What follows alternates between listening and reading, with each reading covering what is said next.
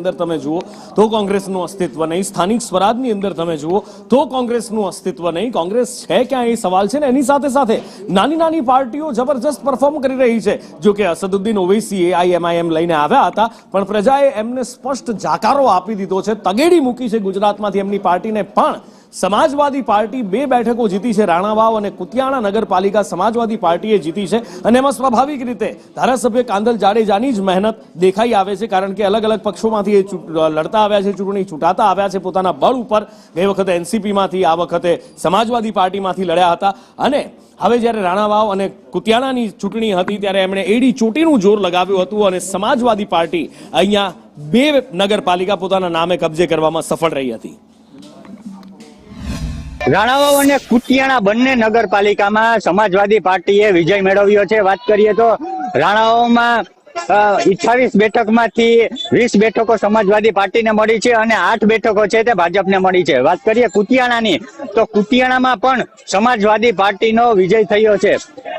હાલના જે દ્રશ્યો હું બતાવવા માંગુ છું કે આ જે દ્રશ્યો છે તે સમાજવાદી પાર્ટીના કાર્યકરો અને ઉમેદવારો જે વિજેતા બન્યા છે તે હાલ આનંદ અને ઉત્સાહમાં જોવા મળી રહ્યા છે.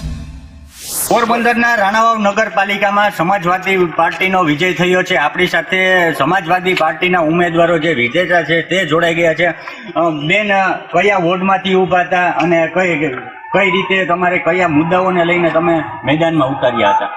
હું 7 નંબરના વોર્ડમાંથી ઊભી હતી અને અમારા ગામમાં કાંદલભાઈએ કામ કરેલા છે અને કામના જ પ્રતાપે અમે લોકોની જીત થઈ છે. અમારા આખા વોર્ડના 4 મેમ્બર અમે જીતી ગયા છે. પ્રમુખ તો કોણ બને, બેઠક અમારા ભાઈસી છે એ નક્કી કરશે, કાંદલભાઈ, કે કોણ બની શકે. એમાં ઘણા પણ વિજેતા બધાઈને જાજી લીડથી જ થયા છે, વધુ મતથી જ. એટલા માટે ગમે એ બની શકે. અમે પબ્લિકને જ્યાં રસ્તાની જરૂર છે, જ્યાં ગટરની જરૂર છે ત્યાં એના પૂરેપૂરા સપોર્ટથી એ લોકોએ અમને સપોર્ટ કર્યો છે તો અમે પણ એને પૂરેપૂરો સપોર્ટ કરશું અને એના કામ જરૂર કરશું.